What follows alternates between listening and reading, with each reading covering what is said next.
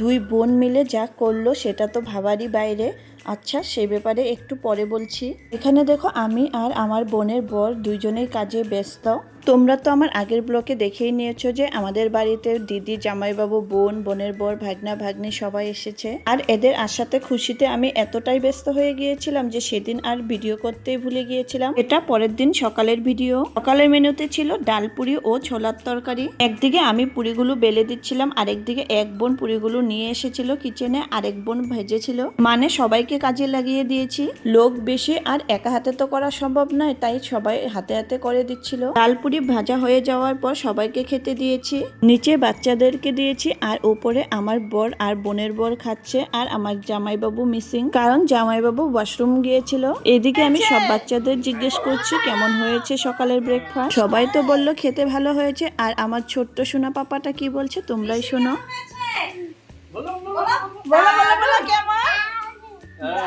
আমরাও সব বোনেরা ব্রেকফাস্ট করে নেবার পর চলে এসেছি রান্নার কাজে। মাছের মাথা দিয়ে লাউয়ের ঘন্ট হবে, তাই এক বোন লাউ কেটে নিচ্ছে, আর এদিকে আমি মটনটা ধুয়ে নিয়েছি। বনে বনে কথা বলতে বলতে বেশ আনন্দে কাজগুলো হয়ে যাচ্ছিল। আর এই যে কই মাছগুলো কালকে কেটে ধুয়ে ফ্রিজে রেখে দেওয়া হয়েছিল, আজ বের করে নিয়েছি। আজকের রান্নার দায়িত্বটা কিন্তু আমার ছোট বোনই নিয়েছে। দুপুরের রান্নাবাড়া সেরে খেয়ে দিয়ে চার বোন একসাথে শুয়ে কথা বলতে বলতে ঘুমিয়ে পড়েছিলাম। ঘুম থেকে উঠে চার বোন মিলে চলে গিয়েছিলাম ছাদে, কারণ বৃষ্টি হবে বলে খুব জোরে হাওয়া দিচ্ছিল। তাই ছাদে গিয়ে ঠান্ডা ঠান্ডা হাওয়া খেয়ে কিন্তু বেশ ভালোই লেগেছিল। এরপর নিচে এসে দেখি আমার মেয়ে আর আমার ছোট বোনের মেয়ে মিলে দুজনে সেই নাচ করছে।